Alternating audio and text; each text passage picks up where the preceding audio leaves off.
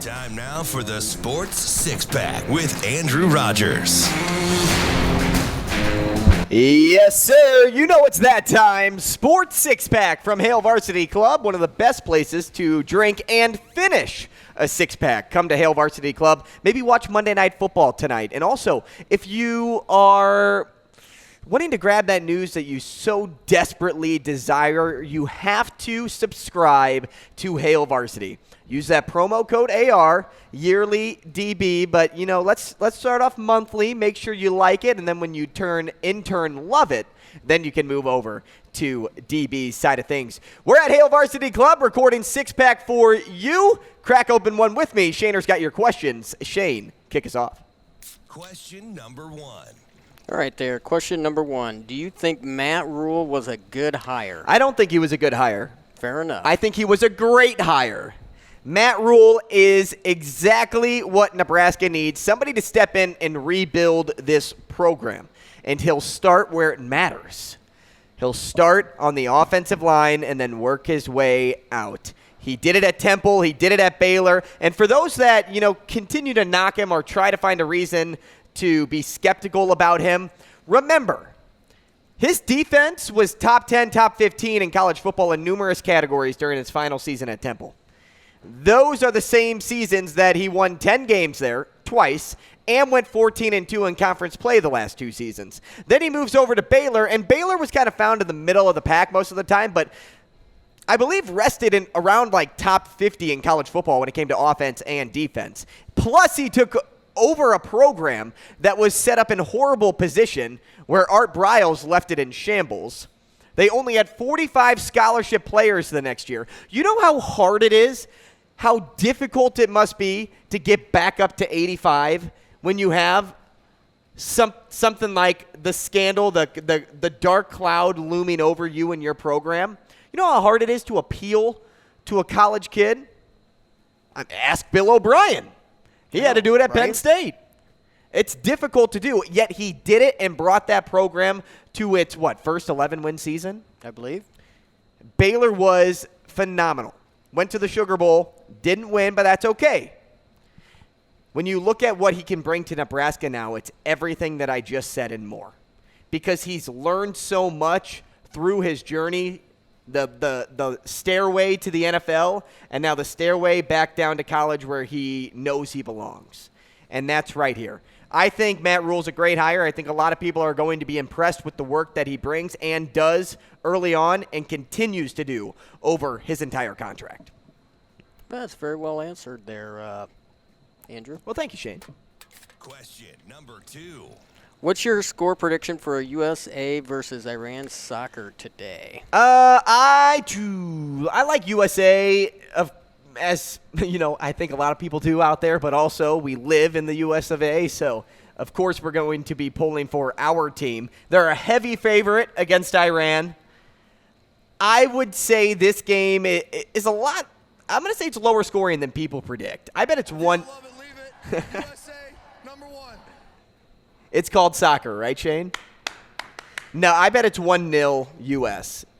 The U.S. just doesn't score enough, and it's not because they can't score. It's just that, you know, every time we watch the U.S. play, it doesn't seem like they're scoring a lot of goals. So they may be pulling just for a tie here, but I bet the U.S. squeak one and get the 1-0 win. I would bet the under when it comes to goals, but aside from that, take the U.S. in this game. I'm going to say 1-0. Question number three. If you had to parlay it right now, would you parlay Mahomes to win the MVP and Williams to win the Heisman?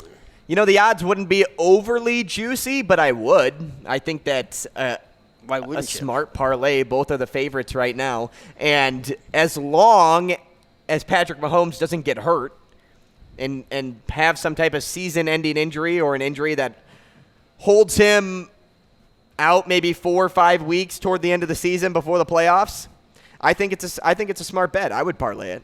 Why not? Mahomes is obviously the MVP right now. The numbers he's putting up are insane, and that's not a knock on what Jalen Hurts is doing too. He's playing some great football, but after looking at Mahomes' stats just a couple of weeks ago and how much better he keeps getting week in and week out. He's the surefire plug-in for MVP. And then, Caleb Williams, he solidified the Heisman Trophy in his hands after his performance against Notre Dame. I mean, he looked exquisite out there. Plus, there's not really anybody standing in his way anymore now that C.J. Stroud lost to Michigan. So take a look at all that. Hendon Hooker's kind of out of it. No, I shouldn't say kind of. He is out of it, and unfortunately, he's out for the season as well. Blake Corum's still up there. I think Stetson Bennett should still be receiving some love, but there's not really a next-up competitor in my mind to take that away from him. I would parlay the two. Question number 4. Would you rather be able to dunk or get a hole-in-one? Oh, man, I've always wanted to dunk. I've always wanted to, and the fact that I could dunk all the time, that would be so sick. But would that feeling get old after a while? Would dunking just become a new norm? Getting a hole-in-one, I mean, that's a once-in-a-lifetime thing. Maybe a twice-in-a-lifetime thing, unless you're a pro or just a very good golfer, maybe a former college golfer. You live on the range. But for somebody, sort of thing, yeah. but for somebody like me that doesn't golf all that much, I would love to have a hole-in-one on my resume. So I would say hole-in-one only because of the difficulty that comes with that, but I would still love to be able to dunk. Do you still play basketball? I do. So when you compare the two, what do you think about more? Do you think about when you're on the court, like I'm gonna go out and dunk, or when you're on the golf course, is it like every par 3 you're like, I would like to get a hole-in-one? Every par 3, I'd like to get a hole-in-one. I mean, just having the potential to, and when you get super close, I mean, the feeling is exhilarating. When that ball hits close to the pin, oh man, when it has a good line.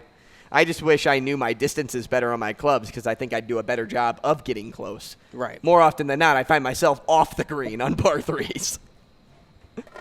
Question number 5.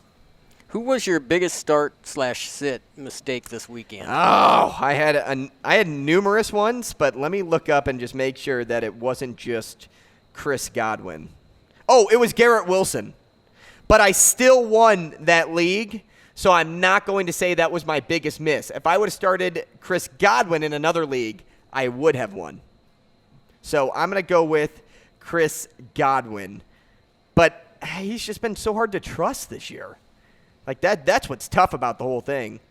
If we go just overall points, it would have been Garrett Wilson, but since I still won that league, yeah, I'm going to stick with Chris Godwin. He's just so hard to start, man. I mean, the Bucs just aren't a good football team. They really aren't. And he got blessed with the touchdown this week. I'm not sure. Did Mike Evans score too? He might have. Maybe. I want to say he didn't. So it's more of like hey, who scores this week? Is it going to be Godwin or is it going to be Evans? He probably scored in his mind. In his mind? Mike Evans? Let me look up. Question number 6. Before you get there, he did not score. He didn't score. So there you have it. Okay. Well, we didn't get to this on the show, so let's get to it now. Yes. Poll question today was, how do you take your coffee? Yeah, thanks for getting back to this, Shaner, because this is something that I wanted to touch on. And we'll get more into this stuff on Coffee and Cream. And we were kind of limited on time, and I wanted to plug and play some local sports. And then it just slipped my mind at the end. But we'll get back to the poll question right now. I take my coffee with cream, of course. Coffee and cream in the morning. So you actually drink coffee? I do. I'm actually drinking. I have some coffee left over, but I am drinking coffee. It's Italian sweet cream today. Are you a guy that needs to stop somewhere and get his coffee, or do you make it at home? Make it at home.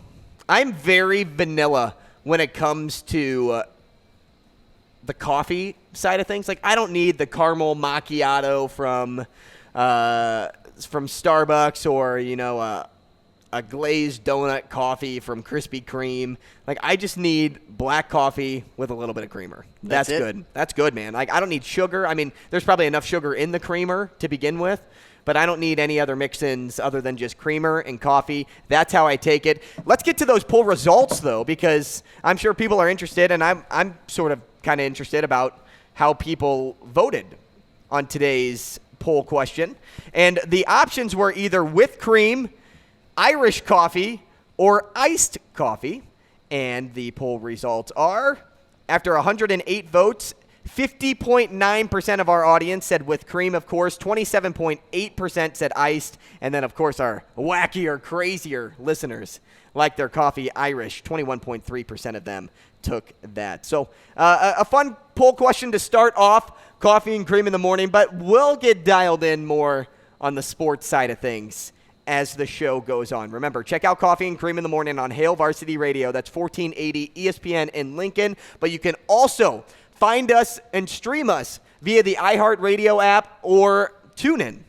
And then you can also go to the 1480 webpage and click Live Listen and listen to us there. So do it. Do that for now. But, hey, guess what? I know there's a lot of people asking, when are you coming to Omaha? Soon. That's what we're going to tell you. Soon. Very, very soon. And we can't wait to be a part of both markets. Coffee and Cream in the Morning. Check us out tomorrow, 7 to 9 a.m. That's DB, myself, and, of course, Shane Schillerberg on the board. Feeling tipsy yet? Catch more of Andrew Rogers from 7 to 9 in the morning on Hail Varsity Radio.